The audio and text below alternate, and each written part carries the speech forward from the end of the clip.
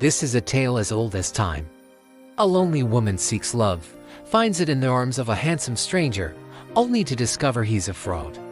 But this story takes a dark turn when their chance encounter becomes a deadly game. And 3 years later, Susan was still thinking about him. She missed his sense of humor and how he would make her laugh.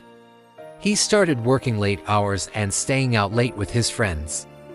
He tried to win her back, but she was determined to move on. In a fit of anger and jealousy, Robert called Susan's new boyfriend and threatened to kill him. Susan was terrified. She didn't know what to do. She loved her new boyfriend, but she was worried that Robert would make good on his threat. She told them about the catfishing, the threats, and the attack. She had been through a traumatic experience, but she knew that she was stronger than whatever Robert could throw at her. People were outraged that someone could catfish and then physically assault someone. Many people took to social media to share their thoughts on the case. Some people were angry at Susan for falling for Robert's lies. They felt that she should have known better than to trust a stranger online. In some cases, catfishing can even lead to physical harm. Let us know in the comments below. And if you like this video, don't forget to like and subscribe so you won't miss any of our latest videos. Thanks for watching. If you think you may be a victim of catfishing, there are resources available to help you. You can contact the Federal Trade Commission or the Internet Crime Complaints Center. You can also take steps to protect yourself online. Be sure to review your privacy settings and be cautious about the information you share online. Others were sympathetic to Susan and understood that she had been genuinely fooled by Robert. They praised her for being strong and moving on after the attack. With the help of her friends and family, she was able to move on and put the incident behind her. They took her seriously this time and launched an investigation. Meanwhile, Robert was arrested and charged with assault. He was released on bail, but he knew that he was in trouble. He was also ordered to stay away from Susan. As for Susan, she went on with her life, wiser and stronger than ever. Catfishers often use fake photos and videos, as well as false information about themselves. They may pretend to be someone they're not in order to gain the trust of their victims. Once they have gained the trust of their victims, catfishers may try to manipulate them into sending them money or engaging in other activities that benefit the catfishers. She learned that not everyone has good intentions and that sometimes people can pretend to be something they are not. But she also learned that she is strong and that she can overcome anything. He had been careless and he had been caught. Now he had to face the consequences of his actions. She decided to go to the police, but they didn't take her seriously. They thought that it was just a case of a jealous ex. Susan was desperate. She didn't know what to do. She was afraid that Robert would hurt her or her new boyfriend. And as the days went by, her fear only grew. He became distant and secretive, which made Susan feel insecure and suspicious. She was at home with her boyfriend when suddenly they heard a loud bang at the door. The man stood frozen. He didn't know what to say. He had been so careful, so precise in his lies. He had never been caught. But now his facade was crumbling, and he was exposed. Susan was furious. How could he lie to her like that? How could he pretend to be someone he's not? And then, as if it couldn't get any worse, the man took a step forward and lunged at her. Susan screamed, but it was too late. The man had her. He was strangling her, trying to silence her. She fought back, but he was too strong. Just as she was about to give up, her boyfriend jumped in and punched the man in the face.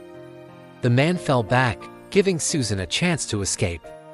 She ran out of the house and didn't stop until she reached the safety of her car. They both froze. Who could that be at this hour? Her boyfriend went to the door and opened it. It was Robert. "I need to talk to you," he said. Her boyfriend stepped aside and let him in. Susan was watching nervously from the other room.